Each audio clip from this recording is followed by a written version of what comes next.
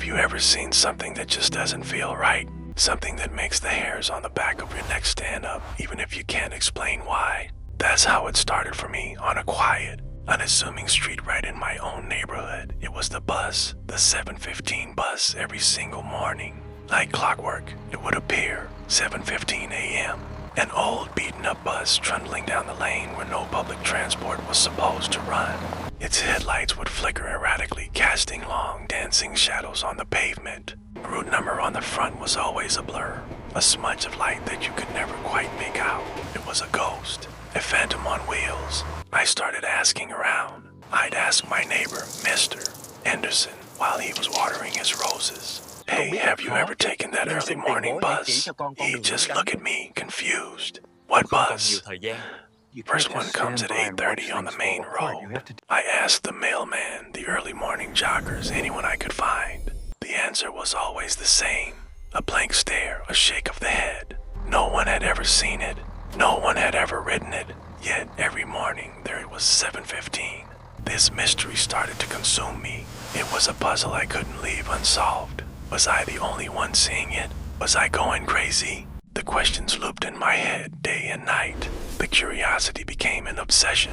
I had to know what was on that bus. So, one misty Tuesday morning, I made a decision. I was going to get on. I stood at the corner, my heart pounding in my chest, a strange mix of fear and excitement churning in my stomach. The air was colder than usual, the kind of cold that seeps into your bones. And then, right on cue, I saw it. The flickering lights appeared at the end of the street. 7:15, the bus slowed as it approached me, its old brakes groaning in protest.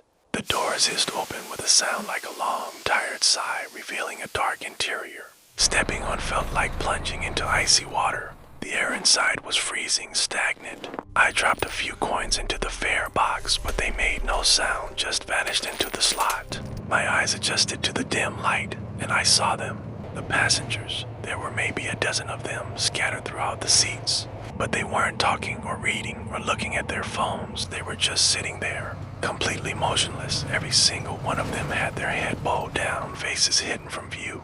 A deep, unnerving silence hung in the air, broken only by the hum of the engine and a strange, faint echoing sound like whispers from a great distance. I glanced towards the front. The driver was a silhouette, his face completely lost in the shadows of his cab. He didn't move, didn't acknowledge me. I felt a chill run down my spine. This wasn't just an old bus, it was a tomb on wheels. I slowly walked down the aisle, the floorboards creaking under my weight. I chose an empty seat near the back, my hands trembling as I sat down. The worn fabric of the seat felt damp and cold. As soon as I was seated, the doors slammed shut with a deafening bang that made me jump. It wasn't the driver who closed them, they just slammed shut on their own. The bus lurched forward and the lights inside began to flicker wildly, plunging the cabin into moments of absolute darkness before sputtering back to life. In those flashes of light and dark, I thought I saw movement, little twitches, a finger here, a shoulder there. The echoing whispers grew louder, swirling around me, but the words were unintelligible. I tried to look out the window to get my bearings, but all I could see was a thick, swirling fog that had appeared from nowhere. We weren't on my street anymore. We weren't on any street. I recognized we were just moving through an endless gray void. Panic began to set in. My breath itched in my throat. I needed to get off. I stood up, my legs feeling like lead. I need to get off, I said, my voice barely a whisper, but it was loud enough. In that frozen, silent bus, it was like a scream. And then it happened. Slowly, in perfect, terrifying synchrony, every passenger lifted their head. One by one, they turned to look at me. Their faces were pale, their eyes dark and empty. They weren't angry or surprised. They were just a dash blanked out hollow. The air grew impossibly cold, and I could see my own breath fogging in front of me. One of them, a woman in the seat closest to me, leaned forward. Her lips barely moved, but her voice echoed directly in my mind, a cold, rasping whisper that cut through all the other sounds. You don't belong here. Her words hit me like a physical blow. Jolt went through my body, and suddenly, my mind was flooded with a memory. Not a memory, a flash. The screech of tires. A blinding glare of headlights. A shattering impact. The clock on my car's dashboard frozen 7:14 a.m. A single minute before the bus always appeared. The pain, then nothing.